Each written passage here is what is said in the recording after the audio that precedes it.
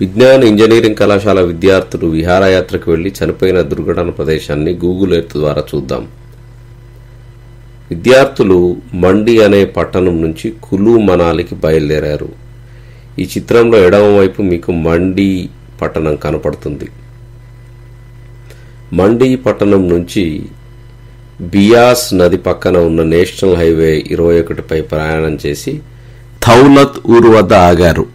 ఈ ప్రయాణం ఎలా సాగుతుందంటే థౌలత్ వరకు తూర్పు దిశగా వచ్చి థౌలత్ నుంచి కులు మనాలికి ఉత్తరం కాస్త పశ్చిమం వైపుగా ఆ నది గుండా వెళుతుంది నేషనల్ హైవే 21.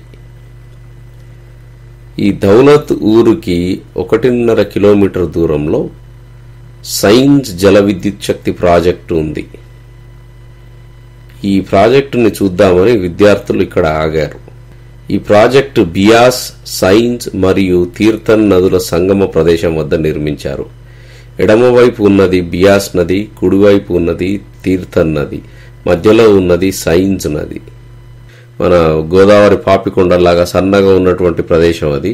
దౌలత్ ఊరు 1.5 కిలోమీటర్ దూరం ఉన్న విద్యార్థులు ఇంకా మరికొంత దగ్గరగా ఆనకట్ట ముఖద్వారానికి దగ్గరగా ఫోటోలు తీసుకుందామని వెళ్లారని నాకు అనిపిస్తుంది. ఎందుకంటే ఇక్కడ ఆనకట్ట ద్వారాలు మూసినప్పుడు నీటి ప్రవాహం లేదు. పైగా 500 అడుగుల వరకు మనకి ప్రమాదం లేనటువంటి ప్రదేశంలాగా కనపడుతుంది నీరు లేనందున. కాకపోతే ఒకేసారి నీరు వస్తే మాత్రం సుమారు 3000 అడుగుల వైపు కొండలున్నాయి ఇరువైపులా. నీరు ముఖద్వారం తిరిగగానే 3000 అడుగులు నింపడం కష్టం. కానీ ఏ 20-25 అడుగుల వరకు వచ్చినప్పటికీ కూడా మనుషులు మునిగే ప్రమాదం ఉంది. కాబట్టి త్వరగా వచ్చిన నీటి ప్రవాహాన్ని తప్పించుకోలేక ఆ రాళ్ల మధ్యలోంచి బయటకు వచ్చి నేషనల్ హైవే 21 పైకి పరిగెత్తలేక వాళ్ళు మునిగి ఉంటారని అనిపిస్తుంది. ఈ థౌలత్ ఊరు నుంచి నది పరివాహ ప్రాంతం ద్వారా ముందుకు వెళ్దాం. ఇది ఊరు నుంచి ఇలా నది మలుపులు తిరుగుతూ ప్రాజెక్టు గేట్ల వద్దకు వెళ్తుంది. వెళ్లే ముందు ఒక పెద్ద మలుపు ఉంటుంది. ఆ మలుపు తరువాత మనకు కనపడేది ప్రాజెక్టు. ఒక్కసారి ఈ ప్రాజెక్ట్ గేట్లు తెరిసిన తర్వాత వచ్చినటువంటి ప్రవాహము ముందుకు సాగుతుంది.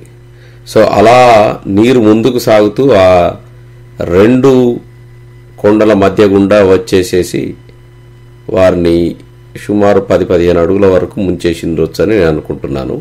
ఇది పైనుంచి చూసినటువంటి దృశ్యం. కొండల పైనుంచి మనకు కనపడేది, మధ్యలో కనపడేటువంటిది ప్రాజెక్టు. ఆ ప్రాజెక్టు కింద అండర్ గ్రౌండ్ అంటే భూగృహం నుంచి వెళ్లే జల విద్యుత్ శక్తి ఏర్పాటు ఉంది.